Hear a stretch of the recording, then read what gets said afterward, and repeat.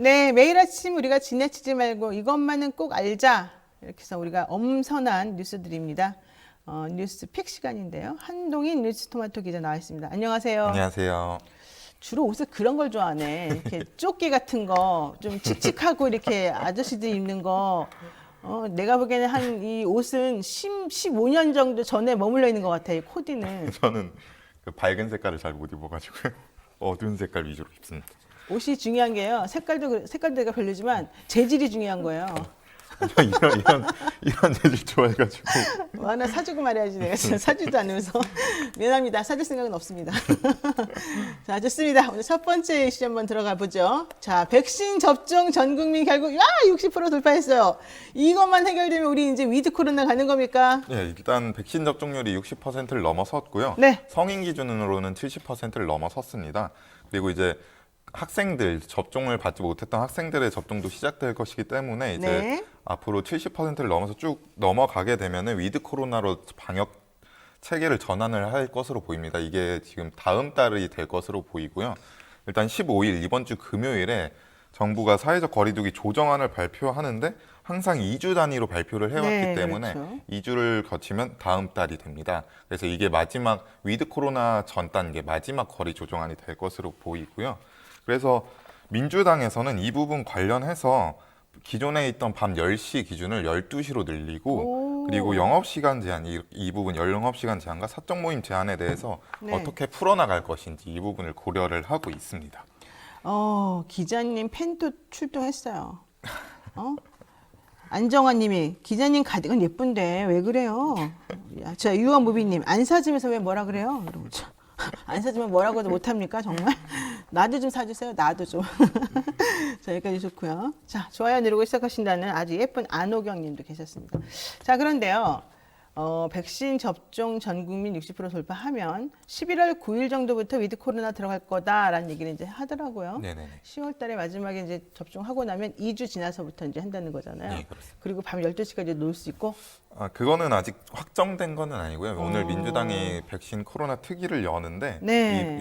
여기서 이제 정부와 논의를 해서 백신 접종자들에 대해서 12시까지 제한을 풀어줄 것인지 오늘 결정할 것으로 보입니다. 그러면 사람 그 숫자도 모이는 숫자도 줄어들어요, 늘어요? 어떻게 되는 거예요? 모이는 숫자도 최대한 늘리려고 지금 노력을 하는 것 같고요. 백신 접종자 위주로 해서 지금 뭐 백신 접종자 2명 뭐 일부 이렇게 해서 이렇게 배려를 해주고 있기 때문에 이 부분도 계속해서 고려를 할 것으로 보입니다. 그리고 오늘 네. 일상회복위원회라고 출범을 해서 이 부분에 대해서도 계속해서 논의를 할 거고 11월부터 시작되기 때문에 이제 본격적인 논의를 시작해서 구체적인 방안에 대해서 얘기가 나올 것으로 보입니다.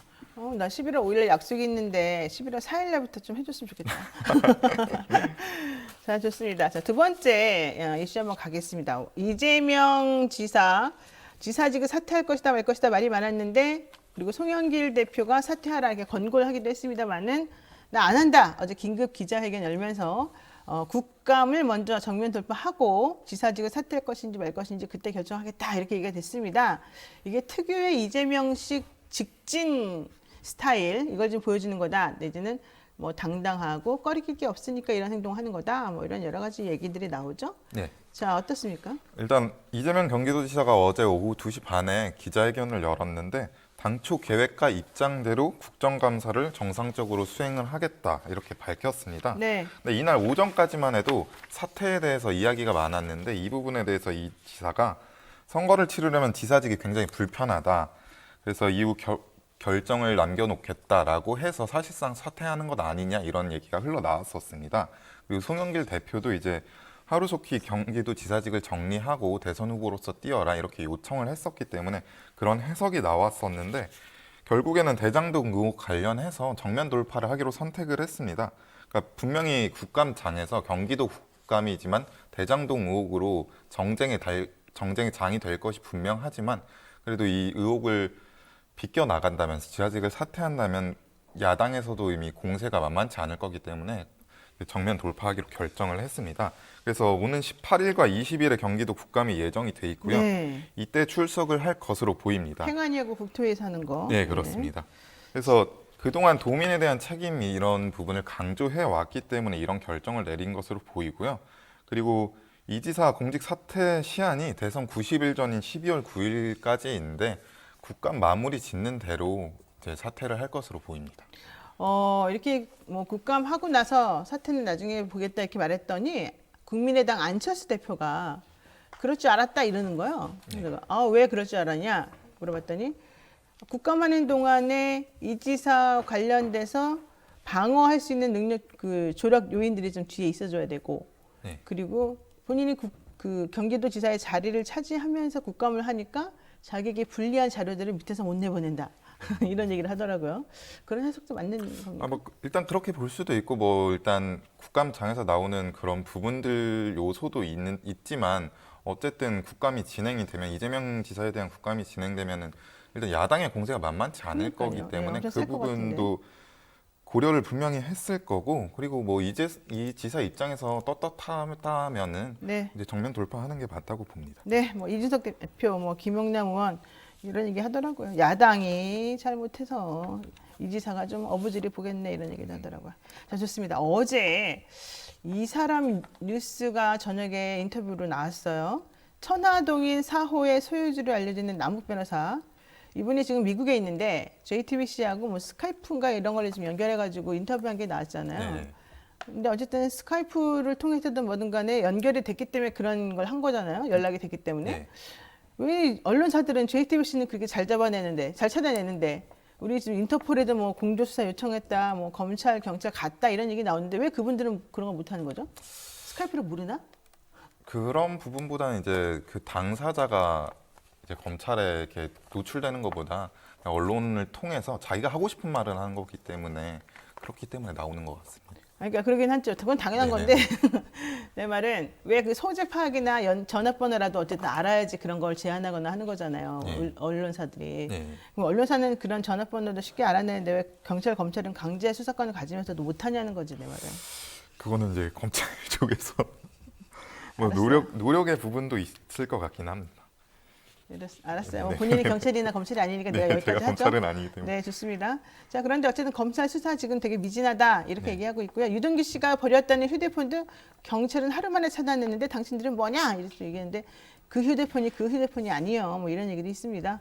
자, 정확한 거는 우리가 좀 더 믿고 지켜보는 과정에서 결과가 나올 것 같고 어제 그 인터뷰의 계속 핵심 요점은 뭐였습니까? 그러니까 어제 인터뷰 핵심 요점은 두 가지 정도인데요. 그래서 최종 결정권자가 유동규 성남도시개발공사 전 기획본부장이었다. 이 부분입니다. 그래서 일단 말씀하신 대로 청화동인 4호 대표인데 남욱 변호사가 네. 그러니까 실소유주 논란이 불거졌던 게 천화동인 1호입니다. 이 부분에 대해서 유동규 전 본부장이 관련이 돼 있다. 이 부분에 대해서 김한배 씨한테 들었다. 이렇게 얘기를 했고요. 그리고 그 남욱 변호사의 역할은 화천대 정당성과 합법성 이 부분을 대변하는 역할을 했다 이렇게 자신 해명을 했고요. 그리고 2014년 이후에는 사업에서 완전히 배제가 됐고 2015년 이후로는 자신은 잘 모른다. 그러니까 결국에는 이제 대장동 사업의 설계자가 누구냐 이 부분이 중요했는데 그 부분에 대해서는 김만배 씨가 관여를 못하게 했기 때문에 정확히 알지 못하고 추측해서 답변하는 것은 부적절하다. 그리고 초과 이익 환수 조항이 삭제된 이유에서도 대해서도 알 수 없다고 얘기를 했고요. 그러니까 결국에는 유동규 본부장이 의사결정권자였다 이런 얘기를 한 거고 윗선 여부에 대해서는 결국엔 자신은 모른다 이런 얘기를 어제 했습니다. 그러니까 정용학 씨가 만들어서 제출한 녹취록에 나오는 내용은 대부분 다 자기가 아는 것들이고 네. 김만배 씨가 직접 말한 것들이었기 때문에 그거는 네. 사실이 아닐까 생각이 든다. 네. 그리고 이 사건에서 제일 의사결정을 할 수 있는 높은 자리는 유동규였다. 그런데 김만배 씨는 그분이라는 말은 안 쓴다. 유동규에 대해서는 형 동생 하지. 왜냐면 김만배 나이가 더 많기 때문에. 그런데 그분이라고 한 것은 좀 이상하다. 네. 그리고 그런 식으로 자꾸 한 거는 김만배가 사실은 이 관련된 사업을 하면서 돈을 자꾸 본인이 개인적으로 쓰기 위해서 혹은 공공으로 뭐 들어가는 돈을 속이기 위해서 좀 뭔가 말을 만들어놨을 가능성도 좀 있어 보인다. 뭐 이런 취지까지는 지금 대답을 한 거예요. 네. 나머지들에 대해서는 자기가 들어오면 밝히겠다 이런 얘기를 했고요. 네네네. 이분이 2014년도부터 경찰 수사, 검찰 수사를 받았고 2015년도 6개월 동안 구속 수사가 돼 있는데 그때에 남욱이가 사실 원래는 배성준이라고 하는 YTN 출신 기자 이분이 이제 원희투대로 가는데 그 원희투대 김만배 씨하고 연결되겠죠. 그 김만배 씨를 그렇게 해서 YTN에 있는 배성준으로부터 알게 됐고 본인이 교도소 가 있는 동안에 힘들었고 갔다 온 다음에 6개월 쉬었고 그러다 보니까 모든 건 전부 다 남욱이 했고 나는 모른다. 네. 모든 불법은 남욱이 했다. 아니, 남욱이 아니라 김만배가 했다. 이렇게 좀 얘기 되는 거예요. 네. 자, 이제 서로 간에 얼마나 지금 치열하게 미루기가 될지 한번 살펴봐야 될 것 같습니다. 김만배 씨도 지금 영장 신청됐기 때문에 구속될 가능성이 있거든요. 한번 지켜보시고요. 남욱도 과연 구속이 될지 한번 보겠습니다. 자, 지금까지 우리 또 국민사회 한동희 기자하고 여기까지 한번 나눠보겠습니다. 고맙습니다. 네, 우리 국민사회는요, 제가 뭐라고 해도 말아도 그냥 꿋꿋하게 자기 할 일만 딱 합니다. 사람은 일해야 됩니다. 자, 노영의 뉴스 인사이다. 잠시만 기다려주세요.